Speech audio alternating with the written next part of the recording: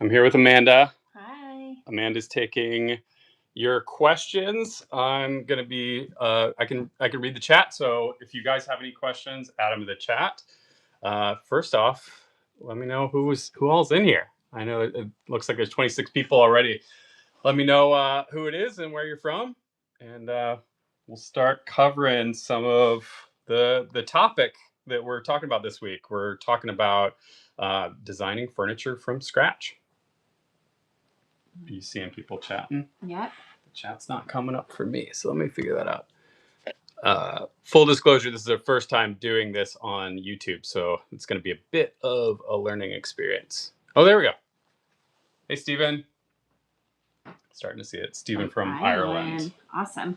53 people. Cool. Hey, Trisha. Bozeman, Montana, Quebec, Ohio. Nice. Hey, Drew. Sweet. People are coming in. We're gonna do a giveaway, FYI. So we're gonna do we're giving away Topo Tees. So if you are interested in the giveaway, maybe we'll let people introduce themselves and then we'll start that giveaway in a second. Hey Kim, how's it going? Kim was just in the last video. She taught me how to sharpen all my tools. If you guys haven't seen that video already, go check it out. San Jose, you got UK. Nice. Brazil, all the way from Brazil. That's so cool. Oh man, this is awesome. All right. How should we start? Let's start with showing them the t-shirts. Okay. And talking about the giveaway. If you guys haven't met Amanda, this is Amanda. She's been helping out behind the scenes. Hi, everyone. She might have answered some of your emails. And yeah, it's great to have her as part of the OMFab team. She's also been helping a lot with the t-shirt launch, which these are the shirts. They're based on the Topo tables, if you haven't seen them yet. So we do these launches basically once a year because they are a good bit of work, but they're kind of a labor of love. They're all designed by me. The left chest is this right here. So it's based on the Topo tables. This is like the golden or the brass bridges, the topography below, and my little logo. Basically based on this, but reimagined with the Topo tables, and it's based on the national parks like badges that you have. So like we've got them in blue and we've got them in green as well. So we're going to be giving away one of these in this live, and if you don't get one in the live, they're available on the website, but only till Monday. We've got to do this short window with them, so they're it's mostly so the printer can get them to people by Christmas. So yeah, omfab.com for those. But the main, should we start the giveaway? Are you ready for that, or you want to start it in a little bit? Oh, yeah. Amanda just reminded me. I'm also, this just showed up today. I've been so excited about this. So we did these limited edition small posters for the Patreon. And I had a lot of people asking whether or not they could get a full-size poster. So I've been working on that. And look at these things. Oh my God, how cool is that? So these are printed by my friends at Bellevue Fine Art Reproduction. If you remember the Mammals of Washington series, they did the painting of, or they did the reprints of those paintings. They're incredible. So these are giclée prints, hand painted gold pads, and then of course I signed this set in gold. And these are going to be really limited. We're going to run. We hadn't actually decided on when we're going to end the sale, but basically I'm going to print as many as are ordered. It'll end sometime early December, I think. We want to see how much interest there is in them and go from there. Yeah, and so they're nice and big. They're 27 by 11, and yeah, so. So we're giving away a poster and a shirt. Yep. So giving away one of these. So what should we have them? So if you I'll jump in there. Okay. Yeah. If you are interested in one of these items, go ahead and just type in the chat box, and I'm gonna be adding your name to the giveaway picker. Yeah, so go ahead and do that now. Oh yeah, Matthew, I know about the crazy imports. It's getting really hard to ship internationally. We do ship internationally, but the prices are they're a challenge as a small business. Oh wow! All right, we've got a lot of people joining. Awesome. Okay, so be patient with me as I add all of these names in. Yeah. We were supposed to have 3 people today to help us, but we have somebody sick, so we're doing it just the 2 of us. Ashley was going to join us to track all you guys, and so, but I got plenty to talk about while you're working on that. We'll let all the people join in, and then. Yeah. So again, if you're interested in the giveaway, go ahead and type in the chat box. And why don't you take away just introducing today's topic? Yeah. So we're going to talk about designing furniture from scratch. That's something that I've thought about doing a video. I've had a lot of people request it as a video, and I sort of wanted to experiment with what that looks like. And so you guys are kind of my test subjects today. I've also wanted to do it as a talk before, but it's something that I'm obviously very passionate about and have a lot of opinions on. Coming from art school, design is something that is sort of ingrained, but some things that maybe don't get talked about that much in sort of the context of furniture making. But I think a lot of art school training applies obviously to furniture making. So I've set it up in a couple I've set it up from basically beginning with the idea and what you obviously you need to start with getting information for your inspiration for your work. But once you sort of know what you need to make, so let's say you need to make a dresser for a space in your home, in your bedroom.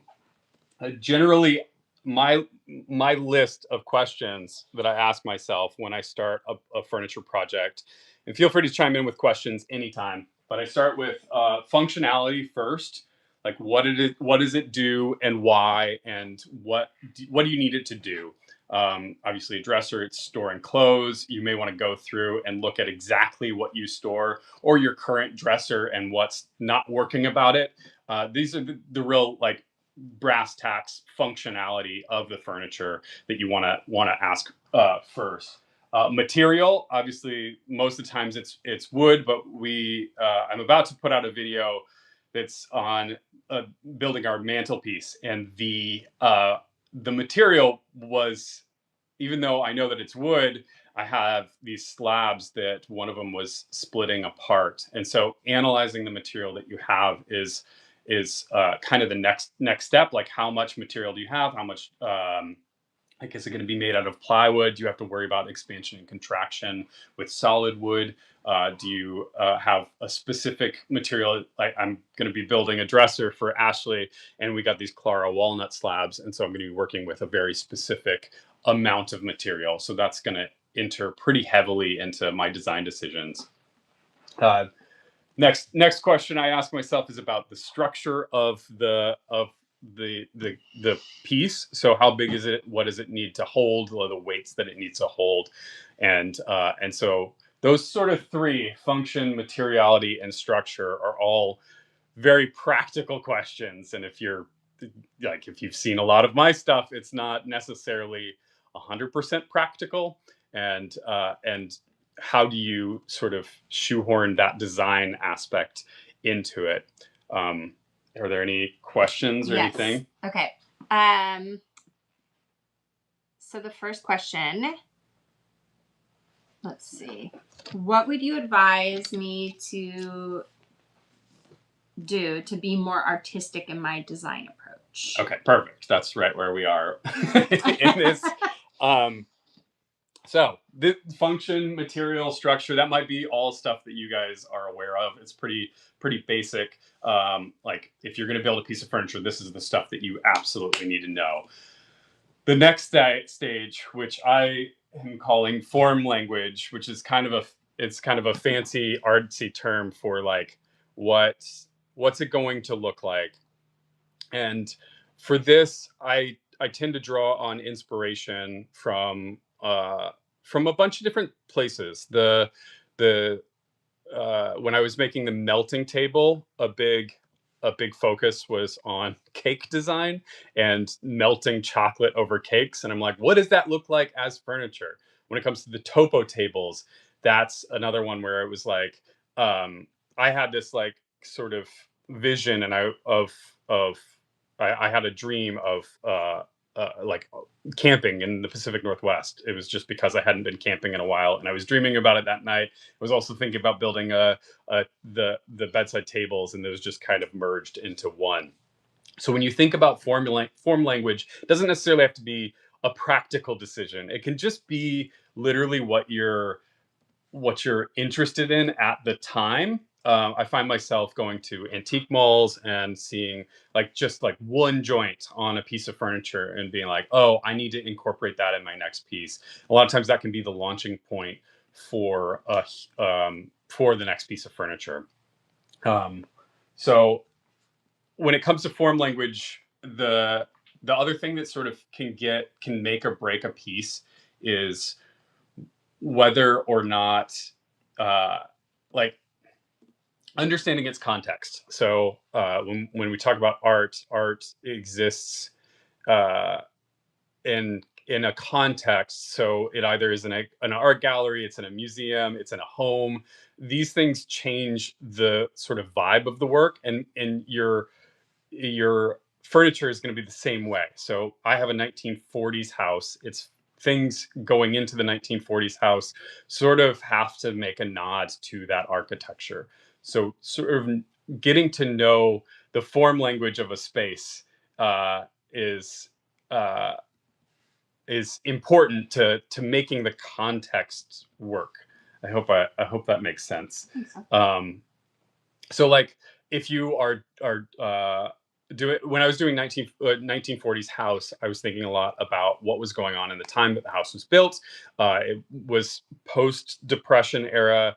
The A lot of the moldings were really simple. A lot of architecture became very simple and practical in that era. So doing super loud design was not going to happen in that house, basically, unless we were to completely change the context of the house internally. So looking at things like the coved ceilings was the form language that I had to work with. So I took our ceilings, sort of the cove on the outside, and I carried that throughout the entire design of the house.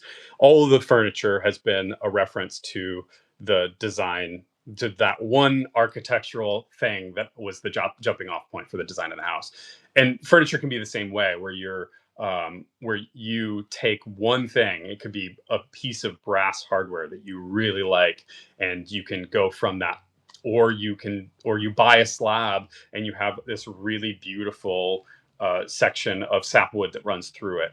Use that to define everything else in the piece, and maintaining that focus is going to, when someone looks at the piece, it will allow them.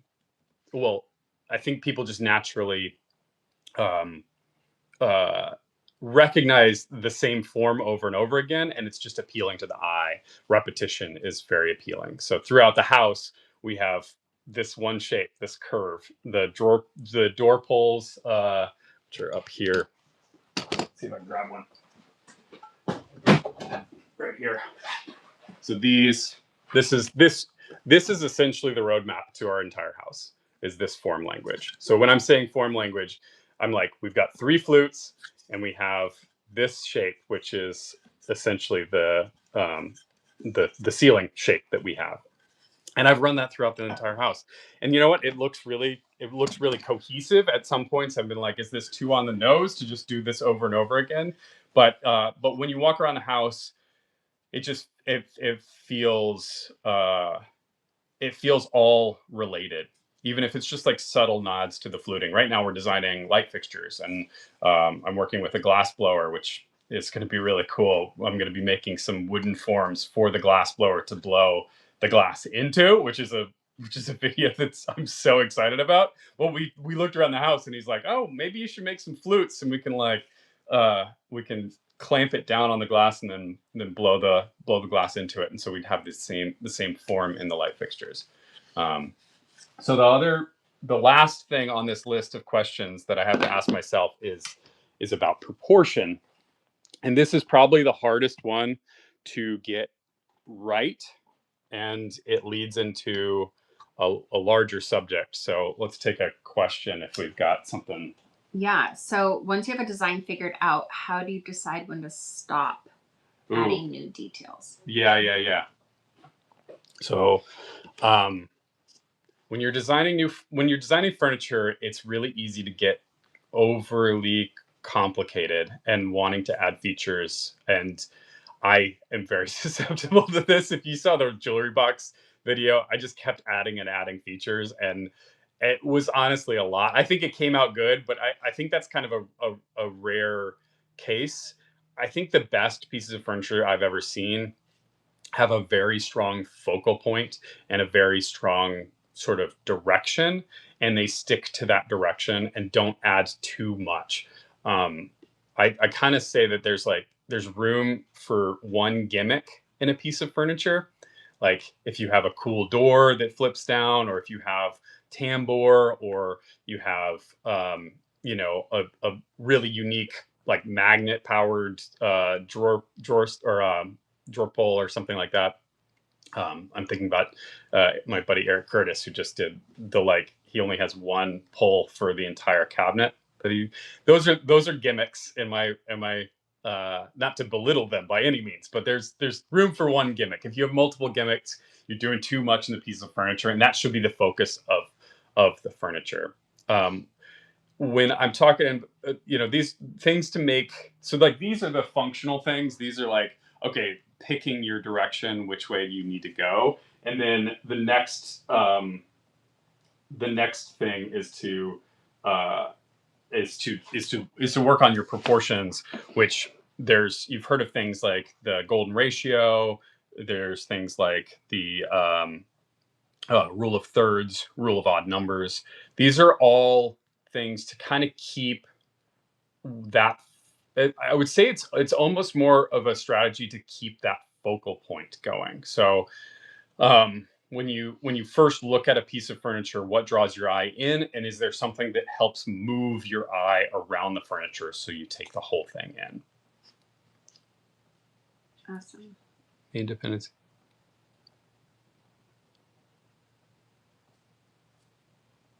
Function over form. Yeah, I think that it is definitely important to well, I would say if you're making a piece of art, the functionality starts to wither away a little bit, but the like my topo tables they're pretty functional, but they're not as like they exist not because they are a purely functional piece of furniture. They exist because they're sort of an artistic expression of furniture, and you can continue to push towards that artistic end, but it'll become less and less useful as a piece of furniture. So it depends on, again, the context, where it is in the home, how much it's being used, and like why you need it. I see a lot of really beautiful furniture pieces that are, a long table, thin legs, one little tiny drawer in them, and they are gorgeous. They may not be functional, but they're kind of pushing more in that artistic direction. But as like a conversation piece in your home, that is they are pretty spectacular. And the melting table is a perfect example, although we have it full of dog toys right now. But it is a less functional piece of furniture, which I kind of like. I'm kind of drawn towards those less functional pieces. I wish I had more space to just fill up with less functional furniture.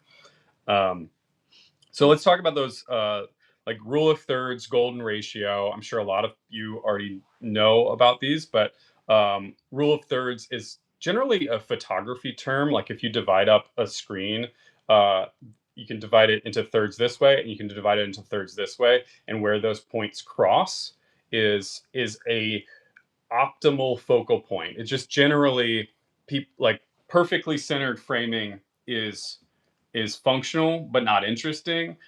Framing like this is interesting and still functional. If you're framing like this, it's a little more extreme. You generally, like, that's the sweet spot with photos, or here. This is a sweet spot with photos because you can see sort of foreground, middle ground, background, and the same thing functions in furniture where you are like if you place things on those thirds. I'm talking about focal point of the furniture again. Like if you talk about like dividing, like where you're going to place your hardware, for instance, the rule of thirds is a great thing to sort of keep in mind. That goes along with sort of the rule of odd numbers. Odd numbers always look better than even numbers. So if you have 4 drawers versus 5 drawers, there is a middle point that you can look at, which is your focal point.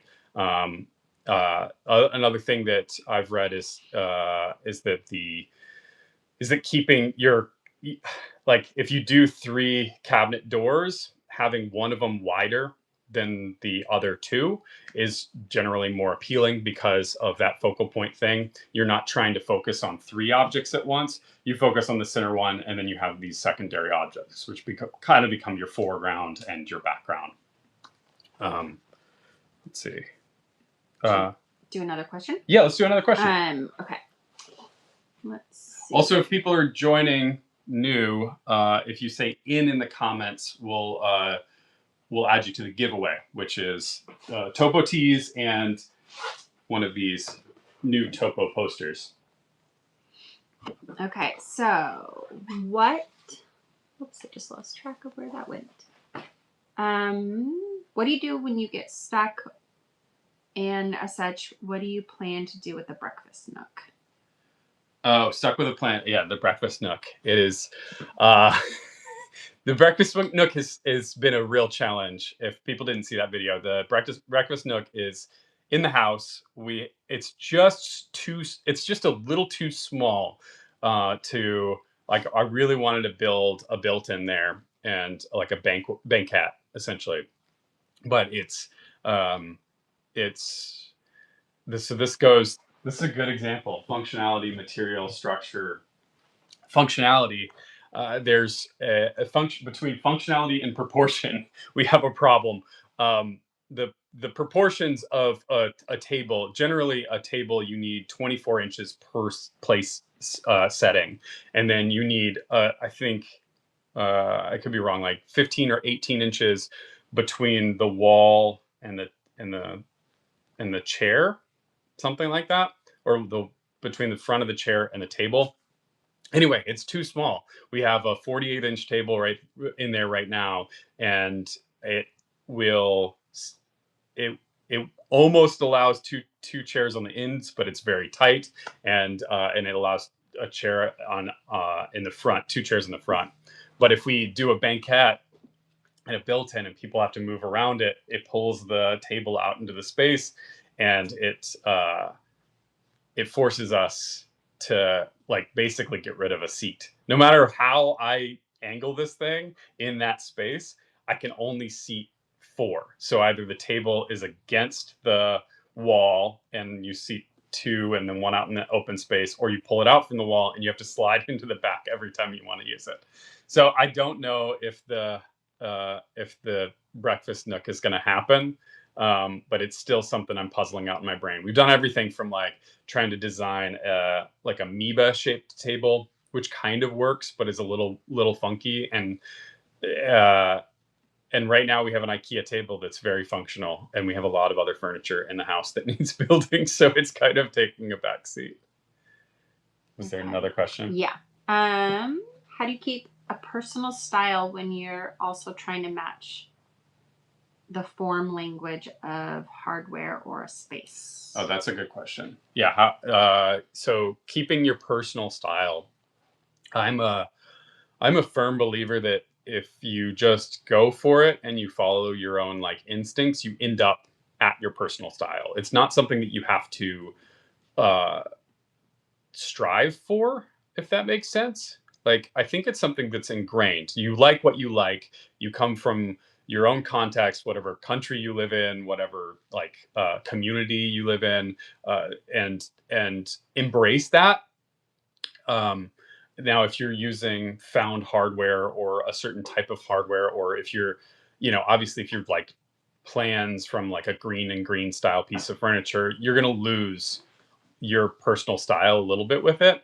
But you also, um, you you bring something to that. So just remember, like bringing your own personal context to it. I bring my art school experience and my art making, but maybe you bring your engineering knowledge, or if you uh, grew up in uh, like a specific community, like you can bring in like patterns from that community, and traditions and things like that. I feel like that's like, it's funny, you look back. I've been making art since I was in a little kid, and I look back on it, and even though I wasn't intentionally trying to make art to my personal style, you can tell that it was made by me, and that's not something that I can really define, but like, it is something that I'm drawn to certain aesthetics. So I think it's more of a having faith that it's going to come through. Um, and we'll talk about a little bit of resources in a minute for uh, like helping you to decide like directions to go, like Pinterest and things like that. But it's really important on those things to make it your own. And ways that you can make it your own is through this process of like sort of focusing on what makes you unique and allowing that to come through. Hopefully that makes sense. Is there anything else? Questions? Yes. Let's see. Okay. Do you use any software that you recommend for digital sketching before it's modeled out? Yeah. Okay. Yeah. So this is very common question. I do use SketchUp, which I've used for a really long time, and I love SketchUp, mostly because it's really quick. Like, if once you get used to it, it's really just building boxes and squares, and there's great tutorials on YouTube. I used Jay Bates tutorials originally, and that was years ago. It is a little, I'll admit, I've known it for a really long time. Any of these softwares is going to take a learning curve where you're going to feel like you're all thumbs for a little while. But I like, once you kind of get over that hump with that, it's really worth it. I mean, being able to design digitally is like, we don't have drafting tables in our shops anymore. I don't know how to use a drafting table. It's not being taught in schools anymore. So really, the best resources, unless you still know how to draft or you have somebody close by that can teach you how to do it, I really recommend doing something like SketchUp or Fusion 360 are the two main ones that I know furniture makers. Maybe some people in the comments can say some that they use. I think there's a couple other like free programs. SketchUp's it was free for a while. It's sort of not free now, and I'm sure there's some free options as well. So oh yeah, I really wish I'd taken a drafting class, honestly. That's something that I thought about, getting a drafting table in here, because I was like, should I do this? The thing, okay, so like the drafting tables versus using SketchUp, the reason you use those as opposed to just like your sketchbook is that the sketchbook is hard to get the actual proportionality to it. So when I design, I'm in here making like little thumbnails. This is like, we're working on a console, and all these are kind of ugly, but you could see me trying to do those proportionate tactics that I just talked about, like making the middle section a little bit wider and thinner. But the thing that SketchUp is going to do, or Fusion, is going to tell you exact measurements on that, like exactly how big it is. And you can set, like what I do when I start in SketchUp is essentially I just make a cube of space. Like, it needs to, I tried to flip the video earlier and we were not able to, so I'm sorry, it's vertical. I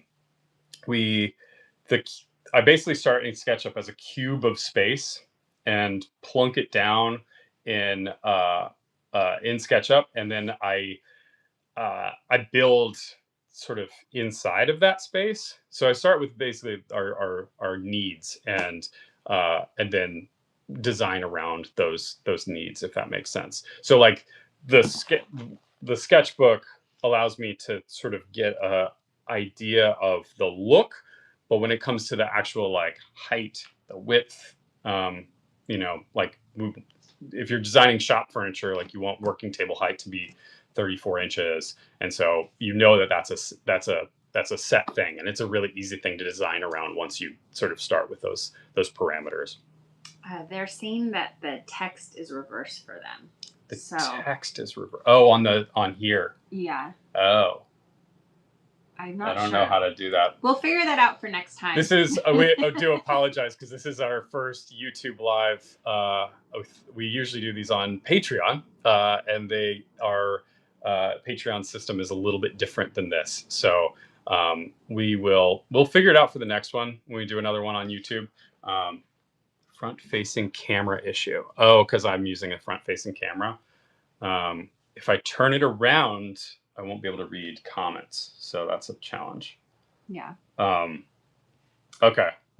I apologize. This is definitely an experiment. We've got some some learning to do. Okay, so let's see another question. And then also just another reminder that we are going to close the giveaway at 10:45. So if you want to be included in the giveaway, make sure you type in the chat. Let's see. Time for a teleprompter. Probably. Yeah. No, well, yeah, we will in the next one. Definitely taking these notes for next time. We were hoping to do horizontal, and when we were in the YouTube app, it was just like not letting us. So I could also do it on my laptop, but the reason was that this camera was a good camera. So. All right. So let's do another question. Are there any good book resources for furniture design that you'd recommend? Yes. Let me. What do I have?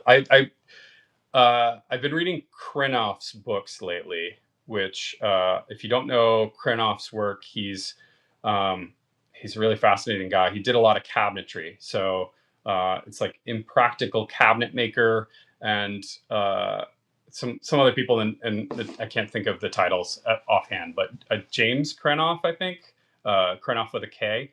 He started the Krenoff School in California. He's actually lived in Seattle or in Washington for a while, and he's a really incredible furniture maker. His books are rambly in a good way, but they talk a lot about like the complexity of designing furniture, and he has a lot of opinions about how to book match, front panels, but also construction things and expansion contraction stuff. One of my favorite books, Soul of a Tree, is obviously a classic by George Nakashima. There's a Lost Art Press book that's on proportions that is really, really interesting. I think it's by Hand and by Eye. That's a really good book. I highly recommend. Pretty much any Lost Art Press book is worthwhile to read. Every single one I've gotten has been incredibly informative. Yeah, I'll look through my notes real quick. Okay. So, how about, can you talk about your sketchbook process before you even take it to SketchUp? Sure, that's a great question. So my sketchbook process is it's a lot of kind of just throwing out ideas as quick as I can. So I mean, some of the sketchbook pages look like nothing. Other pages will look like this, which are like messy, but you can see where I'm going with this is the jewelry box, obviously. So there's like different mechanisms and things that I've thought about. Like, I've got 3 drawers here. I ended up with, I believe, 4 drawers down below and a door up top. And then, yeah, this is more tambour drawings and things like that. I have the benefit of going to art school, and you know the illustration skills. I still think I got a lot to learn about illustration, but that's all to say the messy doesn't matter. Like, I don't know if you guys have seen Jimmy DeRessa's sketchbooks. They tend to just be like, scratches. And once you get the proportions, you're sort of off to the races. You don't really need, once you have the concept down, uh, basically this is a space for me to play, and I'm not usually showing this to anyone other than myself, and it doesn't need to be understandable to anyone other than myself. And that's what I like about the sketchbook, is that you just scribble until you're like, oh, my brain is kind of catching up with things, and then you move into the 3D design space if that's the direction you want to go. Or you could just go into starting to cut material if you're feeling like you've wrapped your brain around it enough. I'll keep a sketchbook next to me just to kind of figure out, like, how a drawer will work, or how to like, I'll draw like 10 different ideas that I have for polls and things like that. And my favorite space for using the sketchbook is on a plane, because I don't have any distractions whatsoever, and I will doodle like crazy. I mean, I was coming up with ideas here for different Shaper Origin tenon ideas that I could do, and then I was like, oh, maybe I could do Almfab and tenons, and maybe at some point I'll do that. Maybe I'll never do that, but it's a good way to just sort of uh, get that out of your brain and onto something, so that I can go back through and reference it. The shop cart for Shaper Origin over there started out as this. It doesn't look like that anymore, but you can see there's the drawer comes out this way. This is blocked, and that's kind of all I needed. Wheels, but I this idea of having a tabletop come out over the top of the drawer was sketched out here, and that sort of answered things for me.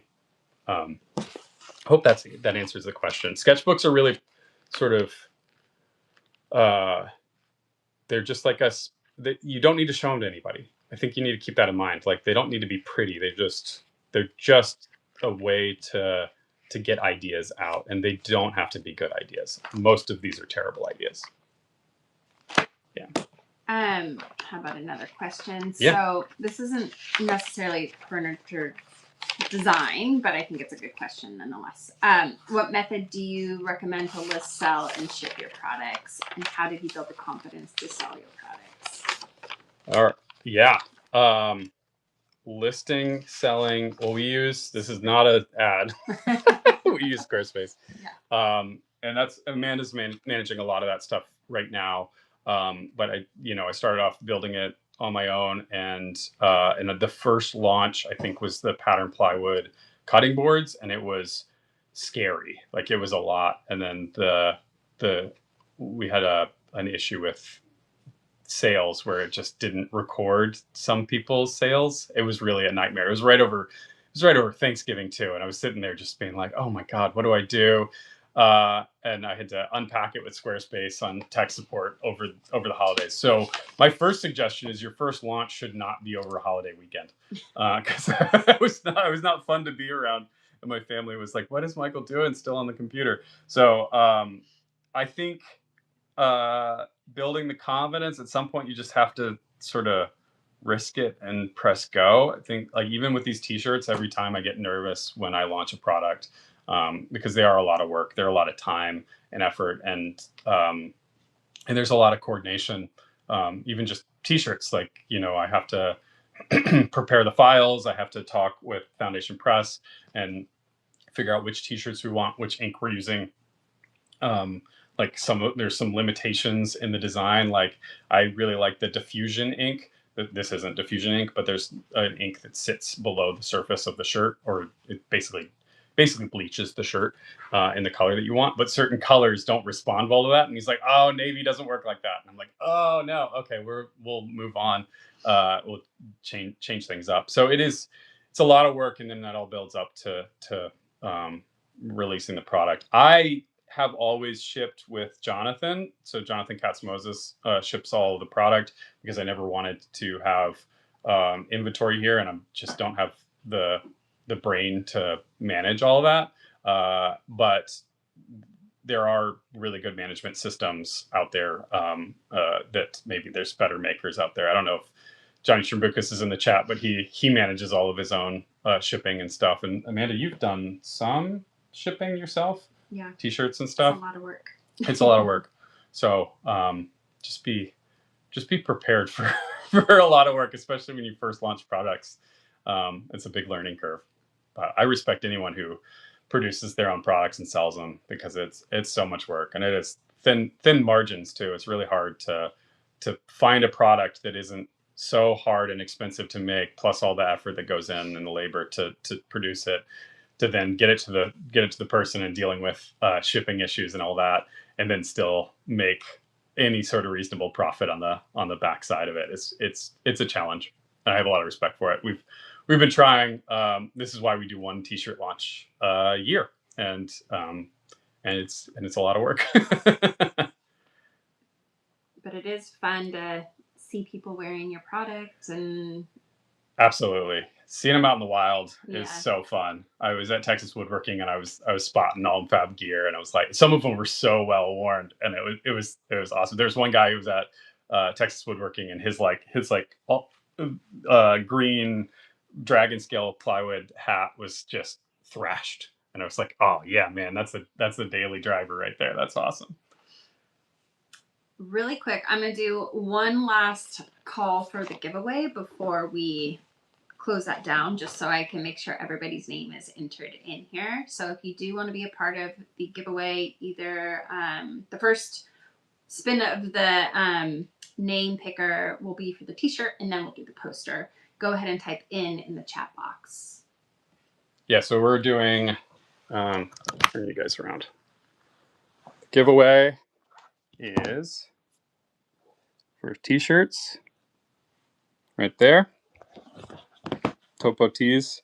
If you haven't seen my Instagram blast yet of Topo Tees, these are on sale until until Monday.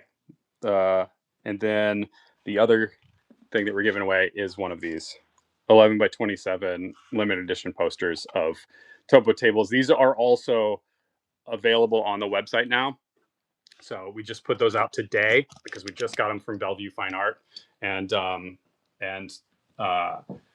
if you do order one of those and a t-shirt, or if you ordered the t-shirt beforehand, sorry, we couldn't put those two together just because of the timing. But if you did order both, shoot us an email and we'll combine shipping for you. That was something that was stressful at the last minute. We really wanted to get them out at the same time, but there was no way that was going to happen. Oh yeah, it does kind of look like a dragon after the dragon scale release too. I'm going to go through my notes and just see if there are any other questions about designing furniture. Let me know.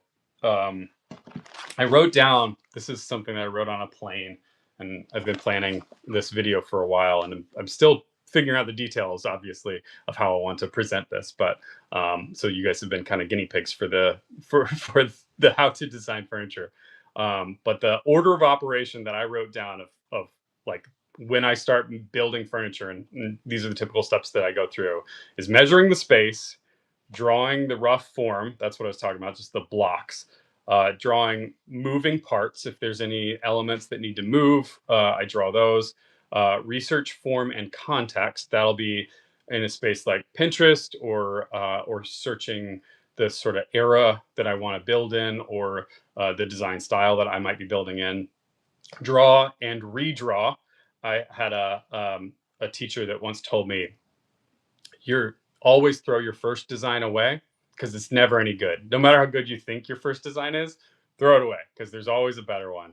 And I've taken that to heart a lot. Like sometimes you'll feel like, okay, I nailed it in one, but you'll go to sleep, wake up the next morning, you're like, oh yeah, that doesn't look as good as I thought it did. Push yourself a little bit further every time, and you'll end up with better results. Dance between structure and proportion until it looks right and functions. I was going to talk about proportion. One thing that I didn't mention was that proportion like the Greeks and Romans, the way that they understood and used proportion is really fascinating. Most things were based on human proportions, so columns and like architectural design was based around sort of width of the shoulders, proportion to the head, proportion like the head to the body, and that's a good way to sort of it's kind of a good cheat code. There are sort of, you know, the Vitruvian Man, the like Leonardo da Vinci one, like this thing. That's kind of the code to that. So people have been using longer than Leonardo da Vinci this sort of human proportion to design things.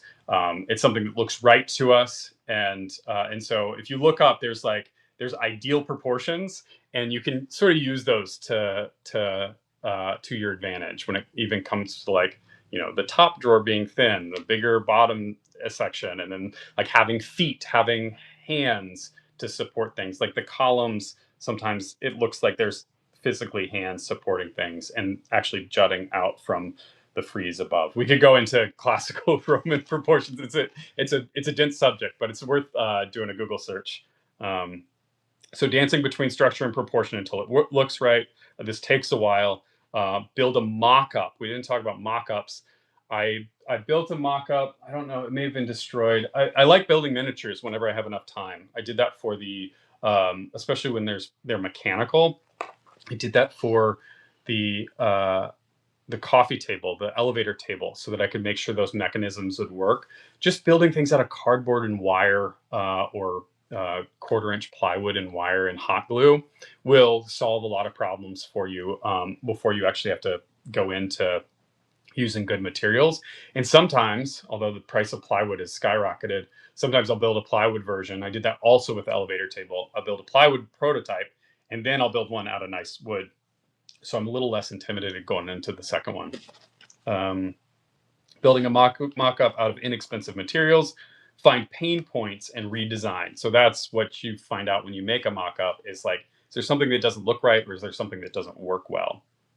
And then consulting with people you trust. I've called Eric Curtis a couple times. I called him on the topo tables. I was like, are the leg proportions right for this? And he lent me a good bit of advice. So if you have a woodworker friend that you can reach out to, or your significant other, or just somebody who you trust, just show them a picture and be like, hey, how does this look? And find the right person that will actually give you a critique, and not just say, oh, it looks great, it's amazing, you made something out of wood. Like, you need somebody who will actually be critical of your work. And then last step is to build it for real. So measure the space, draw a rough form, draw moving parts, research form and context, look at inspirational images, begin to refine the forms, redraw, and dance between structure and proportion, build a mock-up, and then find pain points, redesign, and consult with people, and then build it for real. So there's a lot that goes on into it before you start. And some of these things can kind of lay over the top of each other, because I'll glue up parts and then sort of go back through this stuff. Is it giveaway time? Let's do one more question, and then we'll do the giveaway. So, how do you keep designs original when looking at so many other pieces already out there? So this is really important. Keeping your designs original. Do not rip people off. The way that I feel about it, I mean, if I make something, like I made a toy for Maeve that was totally copied from Pinterest, but I'm not selling it, I'm not promoting it. That's fine. You learn a lot by replicating things, and there are books that have designs that you can use, and we have plans that you can use to build exactly the same thing. And there's no shame in that. But when it comes to but don't claim that you've designed that furniture. Basically, you need to make it your own. And in my experience, when you start down the path of making something, you can almost start replicating the person's piece, but listen to that little voice in your head of being like, oh, what if I did this? What if I changed that? What if I use this material? What if I shifted this over here? Or this is better for my needs. Those are all things that are going to personalize that piece and make make your work better. We don't exist in a vacuum. So we are inspired by everything, and we're inspired by things that we don't even realize we're being inspired by. So you'll find yourself making something that looks similar to another woodworker, and that's you're probably inspired by similar stuff, or you're watching the same things on YouTube or TikTok, and it just bubbles up. The what was it? Eric Curtis, bring him up again. Eric Curtis and Nick Padula basically built the same furniture and released the video on the same day. It was wild. It was like this piece that just parted in the center with these like little pulls on the side, and there was sculptural. And seriously, I was so confused. I thought it was a collab when I saw it on YouTube. I saw both those thumbnails pop up, and both of them are like, we just had the same idea around the same time. It's super weird. Who knows? Sometimes it's just kismet and it just happens. But yeah, it you should try. That's all to say. You should try and make your designs on your own. But also, like, don't be afraid to take other people's work as a jumping off point. I can't telling you how many cool things I've seen made out of patterned plywood, and I'm just appreciative that that's the jumping off point. That was a question that just popped up. How do you feel about people making furniture that uses your pattern ply designs? I mean, I put it all out there. Like, it's on the internet. I'm expecting people to use the stuff that I make. I hope, like, that's the whole point of this, is I'm hoping that you guys are seeing what I'm making and it's being reflected out there. And you know, I love that a lot of my tambour stuff has resonated with people, and my tambour video has inspired a lot of other people to make tambour. It's great. The pattern plywood, I mean, we have guides. I'm teaching you guys how to make this stuff. So, you know, I have friends who have businesses that are based on pattern plywood sales, which is fine. I do think that, like, giving credit is always nice, and everybody, like, 99% of the time I see people list me as credit, and I really appreciate that. That's really all you need to do. And you know, I'm hoping that you guys are just inspired to get in the shop and make some stuff. Giveaway? Yeah. I was going to add one little thing to that, is that as an artist, at the end of the day, you have to just be okay with the fact that people are going to copy your designs too. And, like, that's on them, and it's not on you. And there's a little bit of just accepting that you have to, like, live with. Yeah. There's something about being, and you know, in the public eye. I mean, if you fight, the more you fight it, Yeah. it's a lot of work to fight it. So would you rather spend your time stressing about how somebody took your work, or would you rather go and do more work and enjoy stuff? I don't know. I always like the latter. But I mean, I understand intellectual property, and if somebody steals your product, we're talking different things. But if you're just designing a piece of furniture that you see on the internet and you know, want to share it, that's totally fine. Commercial interests start to get a little more complicated. Awesome. All right, let's do the giveaway. Yeah. Okay, I'm going to show you this little turn it around. Picker right here, so that everybody's name is in there. And I'm going to hit the spin. This is for the t-shirt.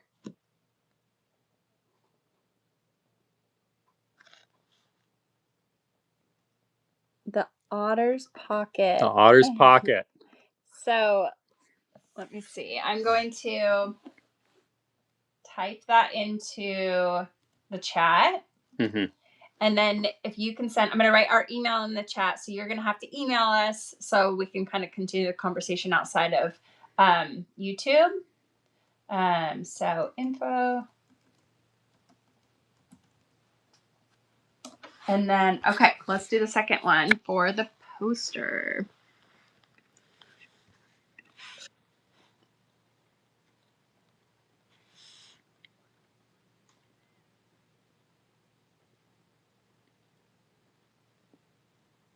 Randy. All right. Luing? Yeah, that sounds right.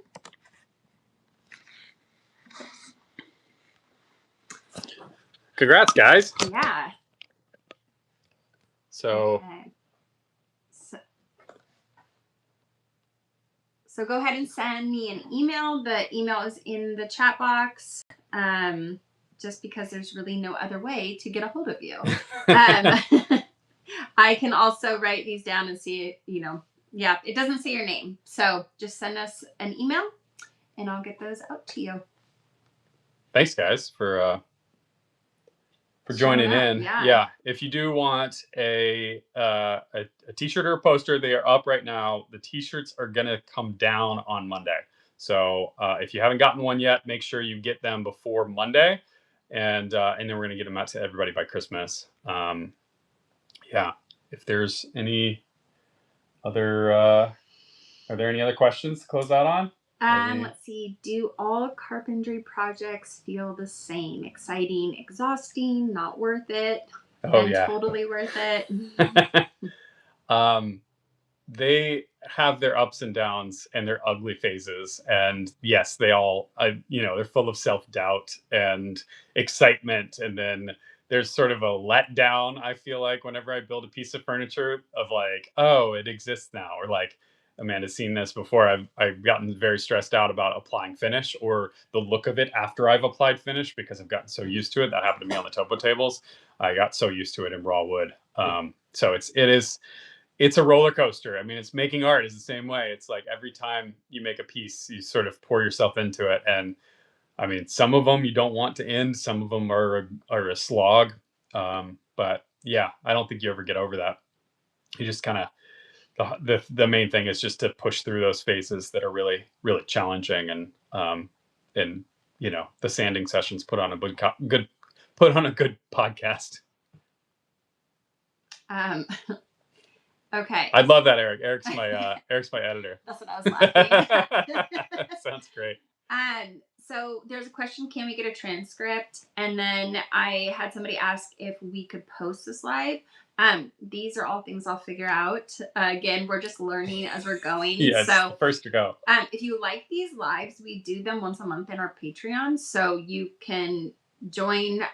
Most of the time they are for the paid Patreon, but we do occasionally do for all access. And we will do another YouTube live here in the next few months as well. So we're always open to feedback and let us know what topics you want to discuss. Yeah, we've done 3 different topics now. So it's, I'm excited to get input on what you guys would like to hear us talk about. It's been super fun on the Patreon to just hang out and chat, and we all learn stuff by doing this. So really appreciate people hanging out for it.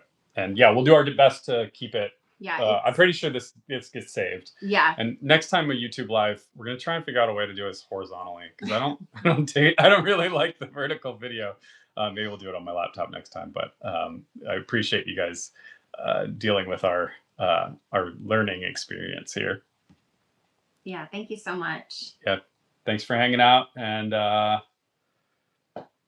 we'll catch you on the next one. Yeah, we'll announce next month's live soon. All right. Thanks, guys. Bye.